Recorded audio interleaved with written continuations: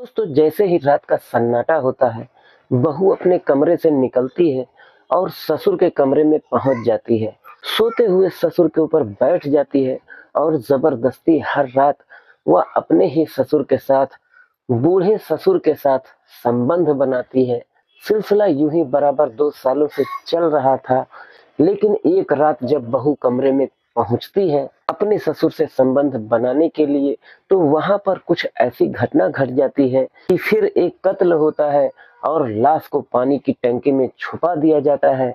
अब कत्ल किसका हुआ और कैसे हुआ, 2 सालों से बहू और ससुर के संबंध में कैसे बन रहे थे, इस घटना की शुरुआत कैसे हुई, पूरी घटना को जब हम बारीकी से सुनेंगे और जानेंगे तो आप भी सुन करके हैरान हो जाएंगे।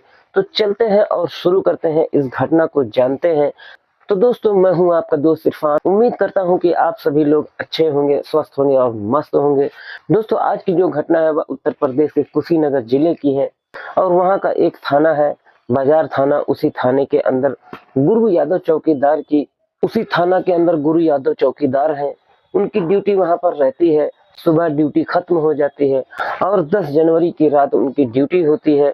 सुबह ड्यूटी खत्म कर कर वह अपने घर को जाते हैं। अहिरौरी जो टोला होता है, जो गांव होता है, उसी गांव के वह रहने वाले हैं। जब वह अपने घर पर पहुंचते हैं तो घर पर उनकी बहू थी। उनकी बहू का नाम गुड़िया होता है, गुड़िया, और उनकी पत्नी जिसका नाम सुनीता देवी होता है। लेकिन सुनीता देवी कहीं पर दिखती नहीं है और वह अपनी बहू से पूछते हैं कि कहाँ है तुम्हारी सासू माँ। तो वह बहू बताती है कि वह तो सुबह 8 से 9 बजे के टाइम कि वह एक बाइक पर एक लड़का आया था और उसकी बाइक पर बैठकर वह कहीं गई हुई है।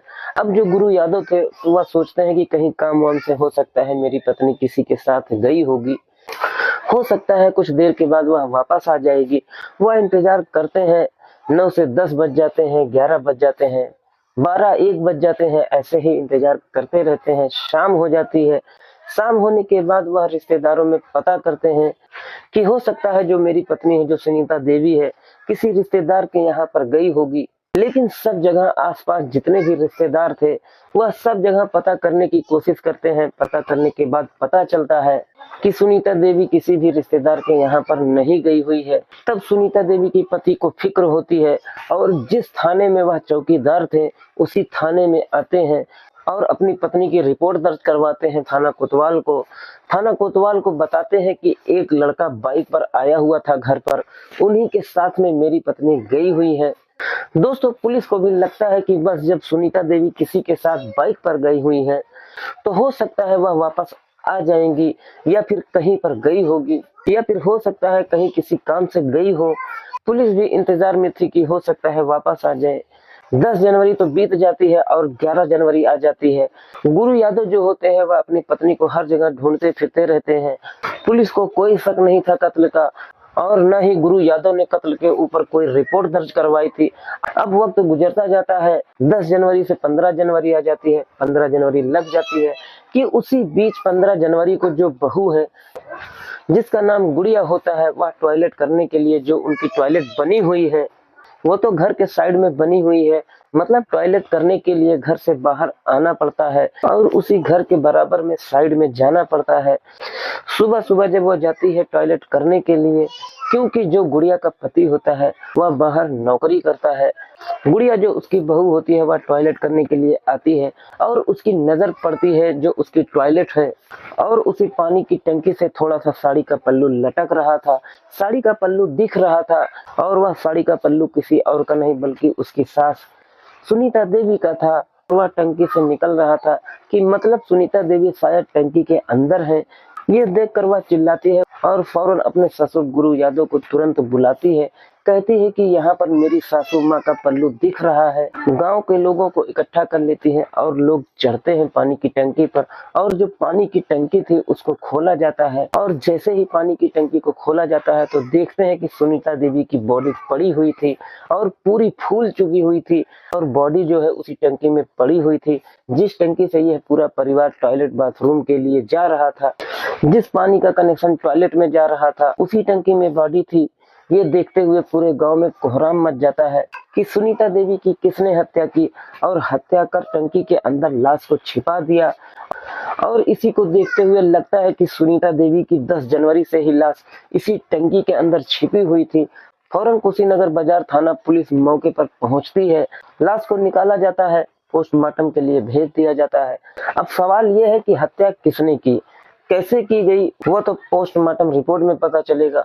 और पोस्टमार्टम रिपोर्ट आने के बाद पता चलता है कि सर में कोई भारू वस्तु से हमला किया गया है, फिर उसकी हत्या की गई है और उसके बाद बॉडी को छिपाने के लिए टंकी में छिपाया गया है। अब यह सब देख करके पुलिस को शक होता है कि जाहिर सी बात है, अगर कातिल मतलब बहू ने जो बात बताई थी कि सुबह सुबह एक लड़का बाइक पर उनको लेकर गया था, ये बात तो झूठ है। क्योंकि अगर कोई लड़का बाइक पर लेकर गया होता तो यहाँ पर लाश कैसे मिलती। क्योंकि उसके बाद गुरु यादव सुबह सुबह अपने घर आ गए और सुबह से वह इंतजार कर रहे थे। कत्ल तो सुबह नहीं हुआ, कुल मिलाकर बहू झूठ बोल रही है, पुलिस को ऐसा लगता है। और दूसरा सवाल कि ये अगर कोई हत्या करने वाला होता तो लाश को वह कहीं और फेंकता। मतलब साफ है कि हत्या घर के अंदर ही हुई है।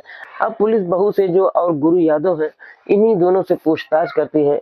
उनके बेटे को सूचना दे दी जाती है जो बाहर रहकर कमाई करता था कि तुम्हारी माँ की हत्या हो चुकी है। बेटा आता है और बेटा भी यही बोलता है कि हत्या किसी और ने की है, मेरे परिवार ने, मेरी बहू मेरी पत्नी ने, और न मेरे पिता ने। क्योंकि भाई ये तो परिवार है, परिवार खुद परिवार की हत्या कैसे कर देगा। लेकिन पुलिस को शक था, पुलिस छानबीन में लगी हुई थी। पुलिस जो है गुरु यादव से जब पूछताछ करती है तो गुरु यादव अपना अलग बयान देते हैं, जब बहू से पूछताछ करती है तो बहू अलग बयान देती है।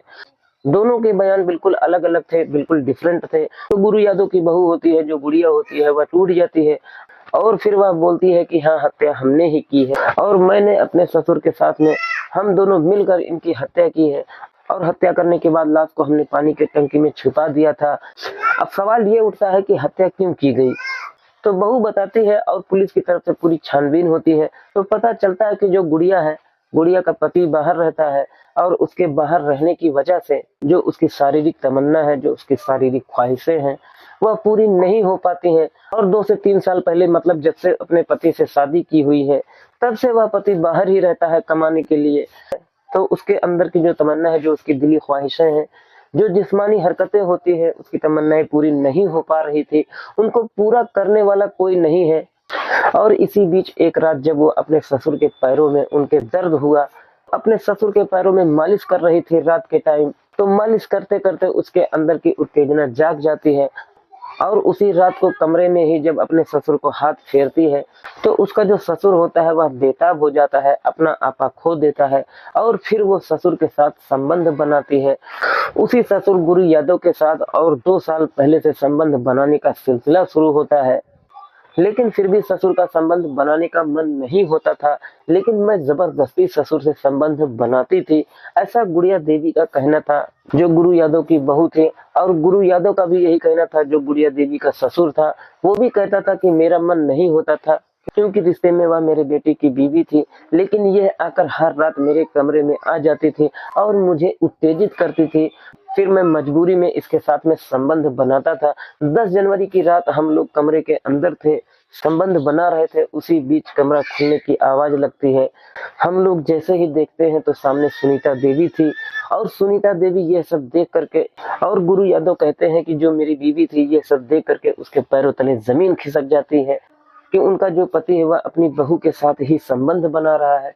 दोनों लोग आपत्तिजनक हालत में थे, ये सब सुनीता देवी उसकी बीवी देख लेती है, उनके ऊपर चीखते चिल्लाते हुए उनके ऊपर हमला करती है, चांटे वगैरह मारती है और बोलती है कि मैं अभी बेटे को फोन करती हूँ, बताती हूँ तुम्हारे बारे में कि तुम लोग कैसी कैसी गंदी हरकतें यहाँ पर कर रहे हो और मेरे ही सामने मेरे बेटे की बीवी को तुम इस तरह से कर रहे हो। और यह सब कारनामा देख करके जो गुड़िया देवी होती है, जो गुरु यादव की बहू होती है, वह बोलती है कि जल्दी से पकड़ो और अगर इसने फोन कर दिया तुम्हारे बेटे को, अगर हम लोगों की सारी हरकतें इसने तुम्हारे बेटे को बता दी तो अगर तुम्हारे बेटे को हम दोनों के संबंध के बारे में पता चलेगा तो कितनी बेइज्जती हो जाएगी, गांव में सबको पता चल जाएगा।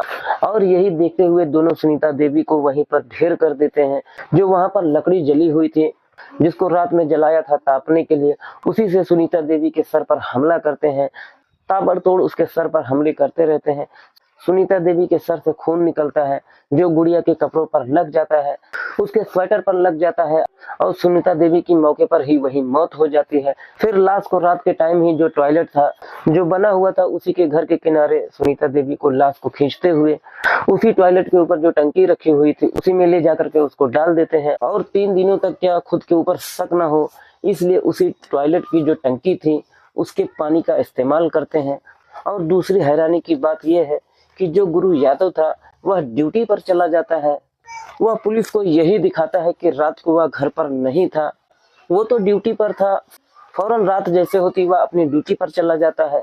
हत्या करने के बाद गुरु यादव ने जब ये प्लानिंग की थी, लेकिन इतनी प्लानिंग के बावजूद सिर्फ एक गलती कर दी थी कि जो दोनों के बयान थे वह अलग अलग थे। दोनों ने कोई प्लानिंग नहीं की थी। और दूसरी बात यह कि लाश को इन लोगों ने टंकी में छुपाया था।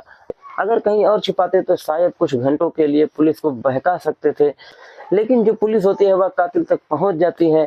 कातिल कितना भी शातिर क्यों ना हो, आप तक जरूर से जरूर पहुंच जाती है। आप कितनी भी प्लानिंग कर लें, लेकिन एक गलती कोई ना कोई आप ऐसी गलती छोड़ देंगे जिसके बाद आप पकड़े जाएंगे। आप मूवी के अंदर क्राइम सीन देख लें, क्रिमिनल स्टोरियां देख लें कि लोगों ने कितनी प्लानिंग से मर्डर कर दी, लेकिन जब आप करने की कोशिश करेंगे तो आप कोई ना कोई जरूर एक गलती कर देंगे जिसकी वजह से पुलिस आपको पकड़ लेगी। तो ये सब घटनाएं हम आप लोगों को इसलिए बताते हैं कि आप लोग सावधान रहिए, जागरूक रहिए, सुरक्षित रहिए। आप आने वाली अपनी हर परेशानियों से बच सकें, उन परेशानियों में ना पड़े जिसमें लोग फंसते हैं। और ये घटनाएं, ये खबरें इसलिए हम आप लोगों को बताते हैं और हमारा भी मकसद यही होता है कि आप लोग हर परेशानियों से बचे रहें। आप इस घटना पर क्या बोलना चाहेंगे कमेंट बॉक्स में जरूर बताइएगा।